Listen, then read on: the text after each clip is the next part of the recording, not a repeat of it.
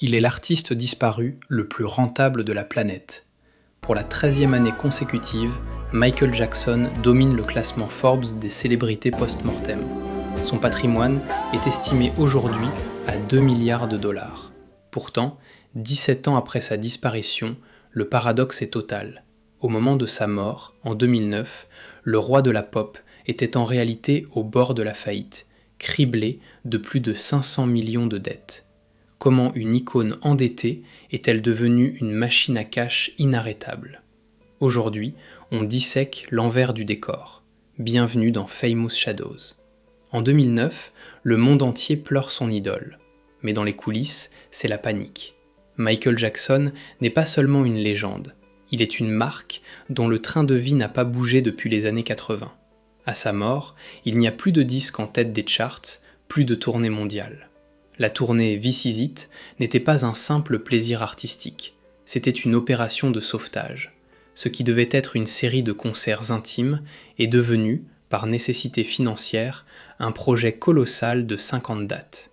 Le monde ne le savait pas encore, mais Michael Jackson se battait pour sa survie économique autant que pour sa survie artistique.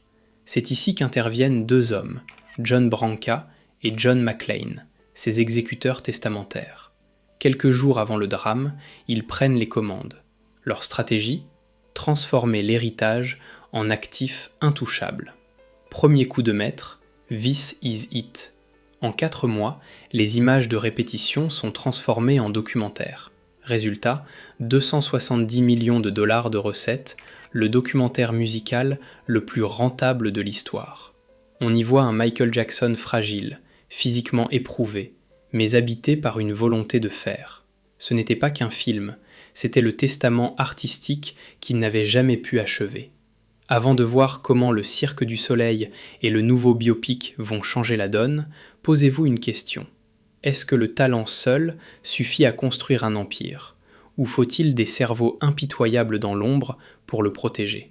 Si vous voulez comprendre ce qui se passe réellement dans les coulisses de l'industrie, vous êtes au bon endroit. Abonnez-vous à Famous Shadows et activez la cloche.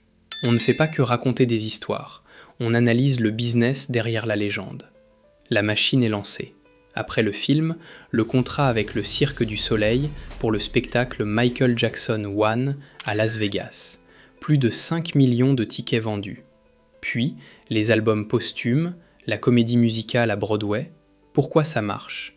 Parce que la musique de Jackson, 40 ans plus tard, reste au-dessus du lot. Les générations streament, dansent et redécouvrent son art. Ce qui est fascinant, c'est que ce patrimoine de 2 milliards de dollars est protégé par son testament. Tout est divisé entre sa mère, ses enfants et des œuvres de charité. Le business est une chose, mais l'art reste la véritable valeur refuge. Ce mercredi, un nouveau chapitre s'écrit avec le biopic Michael. Universal mise tout dessus, avec l'ambition d'atteindre le milliard de dollars de recettes. Branca et McClane sont encore à la production. 17 ans après, la machine Jackson est toujours aussi puissante, mais elle nous pose une question. Qu'est-ce qui appartient à l'artiste et qu'est-ce qui appartient au business ? Dites-moi en commentaire, selon vous, ce nouveau film rendra-t-il enfin justice à l'homme derrière le mythe ? On en discute. À la prochaine sur Famous Shadows.